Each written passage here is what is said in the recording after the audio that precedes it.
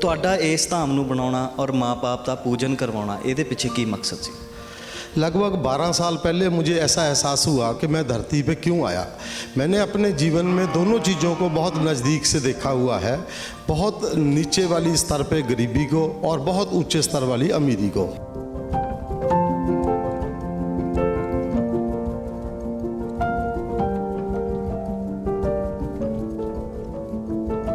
जब मुझे 12-13 साल पहले ऐसे लगा तो मुझे लगा इस दुनिया की दो चीज़ें बेचारी हो गई हैं, घर में बैठे बुजुर्ग माता पिता और बेसहाय घूमती गौ माता।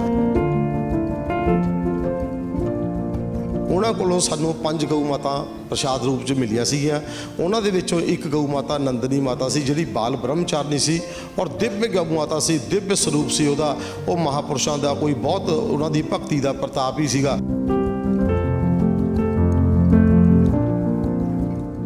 ਜਿਵੇਂ ਕਿ ਅਸੀਂ ਦੇਖ ਪਾ ਰਹੇ ਕਿ ਬਹੁਤ ਸਾਰਾ ਗਊ ਧਨ ਹੈ, ਗਿਣਤੀ ਕਿੰਨੀ ਹੋਏਗੀ?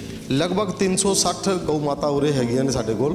ਪਿਓਰ ਦੇਸੀ ਗਊ ਵੰਸ਼ ਹੈ ਔਰ ਆਪਣੇ ਵੱਲੋਂ ਇਸ ਤਰ੍ਹਾਂ ਦਾ ਪ੍ਰਯਾਸ ਹੁੰਦਾ। ਬਹੁਤ ਦੂਰੋਂ ਦੂਰੋਂ ਲੋਕ ਆਉਂਦੇ ਨੇ ਔਰ ਇਸ ਗੱਲ ਨੂੰ ਬਹੁਤ ਤਾਰੀਫ ਕਰਕੇ ਜਾਂਦੇ ਨੇ। ਅਸੀਂ ਆਪਣੇ ਮੂੰਹ ਨਾਲ ਤਾਂ ਨਹੀਂ ਕਹਿੰਦੇ ਵੀ ਇੱਥੇ ਜਿਸ ਤਰੀਕੇ ਨਾਲ ਘਰ ਦੇ ਵਿੱਚ ਕਿਸੇ ਬਜ਼ੁਰਗ ਦੀ ਸੇਵਾ ਹੁੰਦੀ ਹੈ ਉਸੇ ਤਰੀਕੇ ਨਾਲ ਇੱਥੇ ਗਊ ਮਾਤਾ ਦੀ ਸੇਵਾ ਹੁੰਦੀ ਹੈ। ਸਤਿ ਸ਼੍ਰੀ ਅਕਾਲ ਜੀ, ਮੈਂ ਪ੍ਰਦੀਪ ਧੀਮਾਨ ਤੇ ਤੁਸੀਂ ਦੇਖ ਰਹੇ ਹੋ ਪਬਲਿਕ ਗਾਰਡੀਅਨ। ਦੋਸਤੋ, ਅਕਸਰ ਸਾਨੂੰ ਸਿਆਣਿਆਂ ਤੋਂ ਸੁਣਨ ਨੂੰ ਮਿਲਦਾ ਹੈ ਕਿ ਜੇਕਰ ਇਸ ਧਰਤੀ ਤੇ ਭਗਵਾਨ ਦਾ ਕੋਈ ਦੂਜਾ ਰੂਪ ਹੈ ਤਾਂ ਉਹ ਮਾਂ-ਬਾਪ ਹੁੰਦੇ ਨੇ। ਪਰ ਅੱਜ ਅਸੀਂ ਤੁਹਾਨੂੰ ਇੱਕ ਐਸੇ ਮੰਦਿਰ ਵਿੱਚ ਲੈ ਕੇ ਆਏ ਹਾਂ ਜਿੱਥੇ ਕਿਸੇ ਹੋਰ ਭਗਵਾਨ ਦੀ ਨਹੀਂ ਬਲਕਿ ਭਗਵਾਨ ਰੂਪੀ ਮਾਂ-ਬਾਪ ਦੀ ਪੂਜਾ ਹੁੰਦੀ ਹੈ। ਤਾਂ ਦੱਸ ਦਈਏ ਕਿ ਇਸ ਮੰਦਿਰ ਵਿੱਚ ਨਾ ਤੁਹਾਨੂੰ ਭਗਵਾਨ ਸ਼੍ਰੀ ਰਾਮ ਦੀ ਕੋਈ ਮੂਰਤੀ ਮਿਲੇਗੀ, ਨਾ ਭਗਵਾਨ ਸ਼੍ਰੀ ਕ੍ਰਿਸ਼ਨ ਦੀ, ਨਾ ਕੋਈ ਮਜ਼ਾਰ ਤੇ ਨਾ ਕੋਈ ਗ੍ਰੰਥ ਮਿਲੇਗਾ। ਸਿਰਫ ਮਿਲੇਗਾ ਤਾਂ ਮਾਂ-ਬਾਪ ਦੇ ਸਤਿਕਾਰ ਲਈ ਸੰਸਕਾਰ ਮਿਲਣਗੇ। ਤਾਂ ਇਸ ਵੇਲੇ ਅਸੀਂ ਬਨੂੜ ਅੰਬਾਲਾ ਰੋਡ ਤੇ ਜੋ ਮਾਤ ਪਿਤਾ ਧਾਮ ਬਣਿਆ ਹੋਇਆ ਹੈ, ਇਹ ਗਊਸ਼ਾਲਾ ਵੀ ਹੈ ਔਰ ਗਊ ਧਾਮ ਵੀ ਕਿਹਾ ਜਾਂਦਾ ਇਸ ਨੂੰ, ਉੱਥੇ ਖੜੇ ਆ। ਆਓ ਤੁਹਾਨੂੰ ਅੰਦਰ ਲੈ ਚੱਲਦੇ ਹਾਂ। 2 ਦਿਨਾਂ ਤੱਕ ਇੱਥੇ ਮਾਤ ਪਿਤਾ ਨੂੰ ਸਮਰਪਿਤ ਇੱਕ ਵਿਸ਼ਾਲ ਯੱਗ ਹੋਣ ਵਾਲਾ ਹੈ ਔਰ ਇਸ ਦੌਰਾਨ ਬਹੁਤ ਸਾਰੇ ਜੋ ਬੱਚੇ ਹੋਣਗੇ ਆਪਣੇ ਮਾਤਾ ਪਿਤਾ ਦਾ ਸਤਿਕਾਰ ਕਰਦੇ ਹੋਏ ਉਹਨਾਂ ਦੀ ਪੂਜਾ ਕਰਨਗੇ। ਇਸ ਮੌਕੇ ਖਾਸ ਤੌਰ ਤੇ ਮੈਂਬਰ ਪਾਰਲੀਮੈਂਟ ਮਹਾਰਾਣੀ ਪ੍ਰਨੀਤ ਕੌਰ ਤੇ ਜਾਣੇ ਮਾਨੇ ਅਦਾਕਾਰ ਰਜ਼ਾ ਮੁਰਾਦ ਵੀ ਇੱਥੇ ਪਹੁੰਚ ਰਹੇ ਨੇ।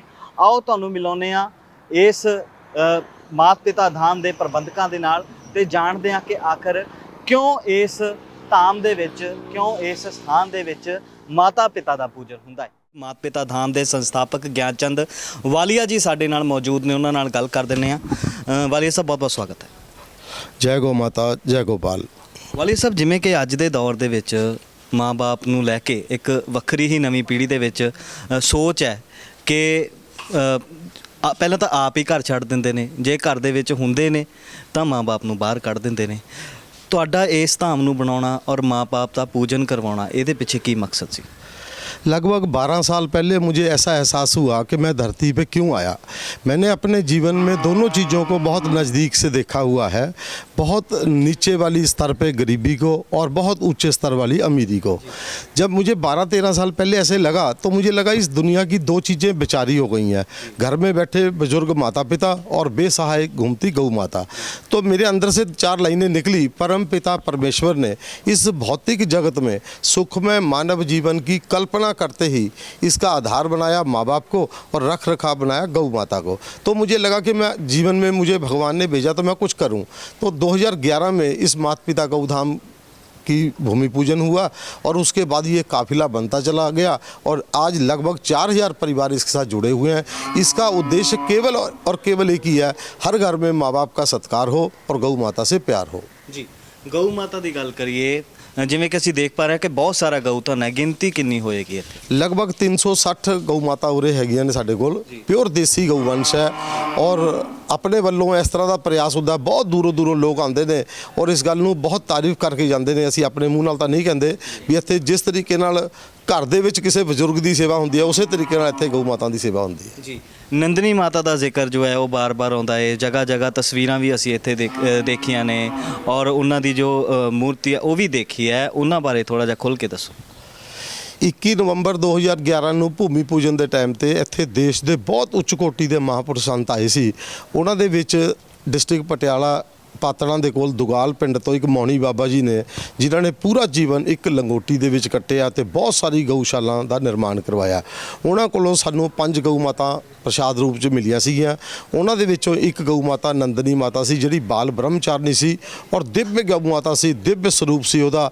ਉਹ ਮਹਾਪੁਰਸ਼ਾਂ ਦਾ ਕੋਈ ਬਹੁਤ ਉਹਨਾਂ ਦੀ ਭਗਤੀ ਦਾ ਪ੍ਰਤਾਪ ਹੀ ਸੀਗਾ, ਜਿਹੜਾ ਉਹਨਾਂ ਨੇ ਸਾਨੂੰ ਪ੍ਰਸ਼ਾਦ ਰੂਪ 'ਚ ਦਿੱਤਾ। ਤੇ ਬਹੁਤ ਦੂਰੋਂ ਦੂਰੋਂ ਲੋਕ, ਜਿਸ ਵਕਤ ਮਾਤਾ ਸਰੀਰ 'ਚ ਸੀਗੀ ਉਸ ਵਕਤ ਵੀ ਤੇ ਹੁਣ ਉਹਦੀ ਸਮਾਧੀ ਸਥਲ ਤੇ ਵੀ ਲੋਕ ਬਹੁਤ ਦੂਰੋਂ ਦੂਰੋਂ ਆਉਂਦੇ ਨੇ ਤੇ ਲੋਕਾਂ ਦੀਆਂ ਮਨੋਕਾਮਨਾ ਪੂਰਨ ਹੁੰਦੀਆਂ ਨੇ। ਜਿਵੇਂ ਕਿ ਇਸ ਵਾਰ ਵੀ ਜੋ ਮਾਤਾ ਪਿਤਾ ਦਿਵਸ ਜੋ ਹੈ ਉਹ ਤੁਸੀਂ ਮਨਾਓਗੇ, ਇੱਕ ਸਮਾਗਮ ਤੁਸੀਂ ਰੱਖਿਆ ਹੈ, 12ਵਾਂ ਸਮਾਗਮ ਹੈ। ਇਸ ਤੋਂ ਪਹਿਲੇ ਜਿਹੜੇ 11 ਹੋਏ ਨੇ ਉਹਨਾਂ ਬਾਰੇ ਦੱਸੋ ਕਿ ਜੋ ਬੱਚੇ ਆਏ ਸੀਗੇ ਉਹਨਾਂ ਨੇ ਕੀ ਕੁਝ ਸਿੱਖਿਆ। ਸਾਡੇ ਮਾਤਾ ਪਿਤਾ ਪੂਜਨ ਦਿਵਸ ਦੇ ਪਿੱਛੇ ਦਾ ਸਾਡਾ ਮਕਸਦ ਹੈ ਕਿ ਅਸੀਂ ਬੱਚਿਆਂ ਦੇ ਅੰਦਰ ਉਹ ਸੰਸਕਾਰ ਦੁਬਾਰਾ ਤੋਂ ਲੈ ਕੇ ਆਈਏ। ਮੈਨੂੰ ਲੱਗਦਾ ਹੈ ਵੀ ਕਾਰਨ ਹਮੇਸ਼ਾ ਕਿਸੇ ਵੀ ਕਾਰਜ ਤੋਂ ਵੱਡਾ ਹੁੰਦਾ ਹੈ। ਕਿਸੇ ਵੀ ਸਰੀਰ ਦਾ ਕਾਰਨ ਉਹਦੇ ਮਾਪੇ ਹੀ ਹੁੰਦੇ ਨੇ।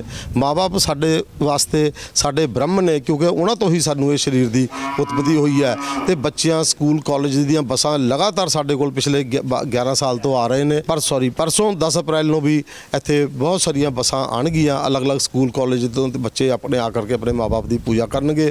ਉਹਦੇ ਵਿੱਚ ਅਸੀਂ ਇੱਕ ਨਾਰਾ ਵੀ ਲਗਵਾਉਂਦੇ ਹਾਂ, ਜੈਕਾਰਾ ਵੀ ਲਗਵਾਉਂਦੇ ਹਾਂ ਉਹਨਾਂ ਤੋਂ, ਬੋਲੋ ਆਪਣੇ ਆਪਣੇ ਮਾਤਾ ਪਿਤਾ ਕੀ ਜੈ। ਤੇ ਸਾਨੂੰ ਲੱਗਦਾ ਵੀ ਬਹੁਤ ਅੱਛੀ, ਬਹੁਤ ਜਲਦੀ ਇਹ ਸਾਰੀ ਚੀਜ਼ਾਂ ਦਾ ਬਦਲਾਵ ਧਰਤੀ ਤੇ ਆਏਗਾ ਜੀ। ਮੁੱਖ ਮਹਿਮਾਨ ਦੇ ਤੌਰ ਤੇ ਕਿਹੜੀਆਂ ਸ਼ਖਸੀਅਤਾਂ ਆ ਰਹੀਆਂ ਨੇ ਔਰ ਜੋ ਪੂਰੀ ਪ੍ਰਕਿਰਿਆ ਆ ਉਹ ਕਿੰਨੇ ਵਜੇ ਤੋਂ ਕਿੰਨੇ ਵਜੇ ਤੱਕ ਚੱਲੇਗੀ। 10 ਅਪ੍ਰੈਲ ਨੂੰ 9 ਵਜੇ ਹਵਨ ਜੱਜ ਸ਼ੁਰੂ ਹੋ ਜਾਏਗਾ। ਜਿਸ ਤਰ੍ਹਾਂ ਅਸੀਂ ਕਹਿੰਦੇ ਹਾਂ ਵੀ ਮਾਂ-ਬਾਪ ਦੀ ਪੂਜਾ ਵਾਸਤੇ ਉਹ ਸਵੇਰੇ 9 ਵਜੇ ਤੋਂ 2 ਵਜੇ ਤੱਕ ਹਵਨ ਜੱਜ ਚੱਲੇਗਾ, ਜਿਹਦੇ ਵਿੱਚ ਅਸੀਂ ਜਿਹੜੇ ਬੱਚੇ ਆਪਣੇ ਮਾਪੇ ਨੂੰ ਲੈ ਕੇ ਆਏ ਨੇ, ਜਿਹੜੇ ਮਾਪੇ ਆਪਣੇ ਬੱਚਿਆਂ ਨੂੰ ਲੈ ਕੇ ਆਏ ਨੇ, ਉਹ ਉਹਨਾਂ ਦੀ ਪੂਜਾ ਕਰਨਗੇ। ਜਿਨ੍ਹਾਂ ਦੇ ਮਾਪੇ ਸਰੀਰ ਦੇ ਵਿੱਚ ਨਹੀਂ ਹੈਗੇ ਆ ਜਾਂ ਜਿਨ੍ਹਾਂ ਦੇ ਮਾਪੇ ਸ਼ਹਿਰ ਤੋਂ ਕੰਟਰੀ ਤੋਂ ਬਾਹਰ ਨੇ, ਉਹ ਇੱਕ 9 ਆਹੂਤੀਆਂ ਪਾਣਗੇ। ਓਮ ਗौ ਮਾਤਰ ਪਿਤਰ ਚਰਨ ਕਮ ਲੱਭੇ ਨਵਾਂ। ਉਹਦੇ ਨਾਲ ਉਹ ਆਹੂਤੀਆਂ ਪਾ ਕਰਕੇ ਆਪਣੇ ਮਾਪੇ ਨੂੰ ਸੇਵਾ ਕਰਨ ਦਾ ਤੇ ਉਹਨਾਂ ਨੂੰ ਸਮਰਪਣ ਕਰਨ ਦਾ ਉਹਨਾਂ ਨੂੰ ਪ੍ਰਤੱਖ ਪ੍ਰਮਾਣ ਮਿਲੇਗਾ। ਰਜਾ ਮੁਰਾਦ ਜੀ ਫਿਲਮੀ ਅਦਾਕਾਰ ਸਾਡੇ ਕੋਲ 10 ਤਰੀਕ ਨੂੰ ਆ ਰਹੇ ਨੇ। ਮਹਾਰਾਣੀ ਪਰਨੀਤ ਕੌਰ ਮੈਂਬਰ ਪਾਰਲੀਮੈਂਟ, ਜਿਹੜੀ ਪਹਿਲੇ ਕੈਬਨਿਟ ਮੰਤਰੀ ਵੀ ਰਹੇ ਨੇ, ਉਹ ਸਾਡੇ ਕੋਲ ਇੱਥੇ ਆ ਰਹੇ ਨੇ। ਇੱਕ ਬਿਜ਼ਨਸਮੈਨ ਨੇ ਬਹੁਤ ਵੱਡੇ ਸਤ ਭਗਵਾਨ ਸਿੰਘਲਾ ਜੀ, ਉਹ ਆ ਰਹੇ ਨੇ ਤੇ ਦੂਰੋਂ ਲੋਕ ਆਣਗੇ। ਉਮੀਦ ਕਰਦੇ ਆ ਹਜ਼ਾਰਾਂ ਦੀ ਤਾਦਾਦ ਦੇ ਵਿੱਚ ਲੋਕ ਇੱਥੇ ਪਹੁੰਚਣਗੇ। ਜਿਵੇਂ ਕਿ ਜੀ ਬਨੂੜ ਹੈ ਉਹ ਟਰਾਈ ਸਿਟੀ ਦੇ ਨਾਲ ਲੱਗਦਾ ਆ। ਬਹੁਤ ਸਾਰੇ ਜੋ ਗਊ ਮਾਤਾ ਨੇ ਉਹ ਸੜਕਾਂ ਦੇ ਉੱਪਰ ਆਪਾਂ ਦੇਖਦੇ ਹਾਂ ਕਿ ਹਾਦਸੇ ਦਾ ਸ਼ਿਕਾਰ ਵੀ ਹੋ ਜਾਂਦੀਆਂ ਨੇ। ਬਹੁਤ ਸਾਰੇ ਲੋਕ ਵੀ ਹਾਦਸਿਆਂ ਕਰਕੇ ਆਪਣੀ ਜਾਨ ਗਵਾ ਦਿੰਦੇ ਨੇ। ਕਿੱਥੇ ਤੱਕ ਤੁਹਾਡਾ ਘੇਰਾ ਆ, ਕਿੱਥੇ ਤੱਕ ਤੁਸੀਂ ਜਾਂਦੇ ਹੋ? ਅਗਰ ਗਊ ਮਾਤਾ ਨੂੰ ਜ਼ਰੂਰਤ ਹੈ ਤਾਂ ਉਹਦੇ ਲਈ ਕੀ ਪ੍ਰਕਿਰਿਆ ਹੈ? ਦੇਖੋ, ਸਾਡੇ ਕੋਲ ਜਿੰਨਾ ਸਾਧਨ ਹੈ ਉਨਾ ਅਸੀਂ ਗਊ ਮਾਤਾ ਦੀ ਸੇਵਾ ਕਰਨ ਦਾ ਪ੍ਰਯਾਸ ਕਰਦੇ ਹਾਂ। ਇੱਕ ਐਂਬੂਲੈਂਸ ਵੀ ਰੱਖੀ ਹੋਈ ਹੈ। ਕੋਈ ਐਕਸੀਡੈਂਟਲ ਗਊ ਮਾਤਾ ਜਾਂ ਵੈਸੀ ਬੇਸਹਾਇਕ ਹੁੰਦੀ ਗਊ ਮਾਤਾ ਐਪਰੋਕਸ 20-25 ਕਿਲੋਮੀਟਰ ਦੇ ਦਾਇਰੇ ਦੇ ਵਿੱਚ ਜਿੱਥੇ ਵੀ ਸਾਨੂੰ ਇਸ ਤਰੀਕੇ ਦਾ ਗਊਵੰਸ਼ ਗਊਧਨ ਮਿਲਦਾ ਹੈ, ਸਾਡੀ ਇੱਕੋ ਹੀ ਪ੍ਰਾਰਥਨਾ ਹੁੰਦੀ ਹੈ ਕਿ ਗਊਵੰਸ਼ ਦੇਸੀ, ਇਹ ਮਾਤਾ ਪਿਤਾ ਗਊ ਧਾਮ ਦੇ ਵਿੱਚ ਸਿਰਫ ਦੇਸੀ ਗਊ ਮਾਤਾ ਨੂੰ ਰੱਖਦੇ ਹਾਂ ਤੇ ਉੱਥੋਂ ਲਿਆ ਕਰਕੇ ਉਹਨਾਂ ਦੀ ਸੇਵਾ ਕਰਨ ਦੀ ਕੋਸ਼ਿਸ਼ ਕਰਦੇ ਹਾਂ। ਤਾਂ ਬਿਲਕੁਲ ਜੀ, ਇਹ ਸਨ ਗਿਆਨਚੰਦ ਵਾਲੀਆ ਜੀ, ਜਿਨ੍ਹਾਂ ਨੇ ਸਾਨੂੰ ਹੋਣ ਵਾਲੇ 2 ਦਿਨਾਂ ਦੇ ਵਿੱਚ ਜੋ ਪ੍ਰੋਗਰਾਮ ਹੈ ਉਹਦੇ ਬਾਰੇ ਵੀ ਦੱਸਿਆ ਔਰ ਕਿਸ ਤਰ੍ਹਾਂ ਇਸ ਗਊ ਧਾਮ ਦੇ ਵਿੱਚ ਮਾਤਾ ਪਿਤਾ ਔਰ ਗਊਸ਼ਾਲਾ ਦੇ ਰੂਪ 'ਚ ਜੋ ਇਹ ਧਾਮ ਬਣਾਇਆ ਗਿਆ ਹੈ। ਇੱਥੇ ਨਾ ਸਿਰਫ ਇਹਨਾਂ ਗਊਆਂ ਦੀ ਗਊ ਧਨ ਦੀ ਜੋ ਹੈ ਸੇਵਾ ਕੀਤੀ ਜਾਂਦੀ ਹੈ, ਬਲਕਿ ਮਾਤਾ ਪਿਤਾ ਬੱਚੇ ਦੀ ਜ਼ਿੰਦਗੀ 'ਚ ਕਿੰਨੇ ਅਹਿਮ ਨੇ ਜੋ ਉਸ ਨੂੰ ਇਹ ਦੁਨੀਆ ਦਿਖਾਉਂਦੇ ਨੇ, ਉਹਨਾਂ ਬਾਰੇ ਵੀ ਜੋ ਸਟੂਡੈਂਟਸ ਨੇ, ਜੋ ਬੱਚੇ ਨੇ, ਉਹਨਾਂ ਨੂੰ ਅਵੇਅਰ ਕੀਤਾ ਜਾਂਦਾ ਹੈ। ਤਾਂ ਬਹੁਤ ਵੱਡਾ ਤੁਹਾਨੂੰ ਦਿਖਾ ਦਿੰਦੇ ਆ ਕਿ ਕੰਪਲੈਕਸ ਹੈ ਇਹ, ਜਿੱਥੇ ਇਹ ਜੋ ਪੂਜਨ ਹੈ ਉਹ ਹੋਣ ਵਾਲਾ ਹੈ।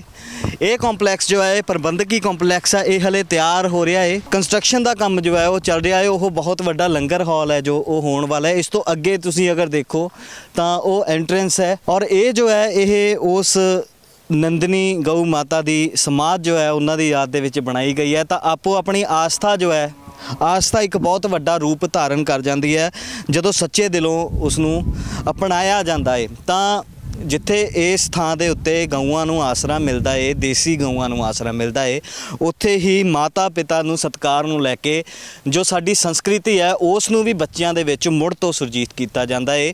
ਸੋ 10 ਤਰੀਕ ਨੂੰ 10 ਅਪ੍ਰੈਲ ਨੂੰ ਇੱਥੇ ਬਹੁਤ ਵੱਡਾ ਜੋ ਹੈ ਸਮਾਗਮ ਹੋਣ ਵਾਲਾ ਹੈ, ਯੱਗ ਹੋਣ ਵਾਲਾ ਹੈ, ਜਿੱਥੇ ਬਹੁਤ ਕੁਝ ਜੋ ਹੈ ਉਹ ਸਾਡੀ ਨਵੀਂ ਪੀੜ੍ਹੀ ਨੂੰ ਵੇਖਣ ਨੂੰ ਮਿਲੇਗਾ। ਕੈਮਰਾਮੈਨ ਅਮਿਤ ਰਾਠੀ ਦੇ ਨਾਲ ਮੈਂ ਪ੍ਰਦੀਪ ਧੀਮਾਨ, ਪਬਲਿਕ ਗਾਰਡੀਅਨ ਲਈ।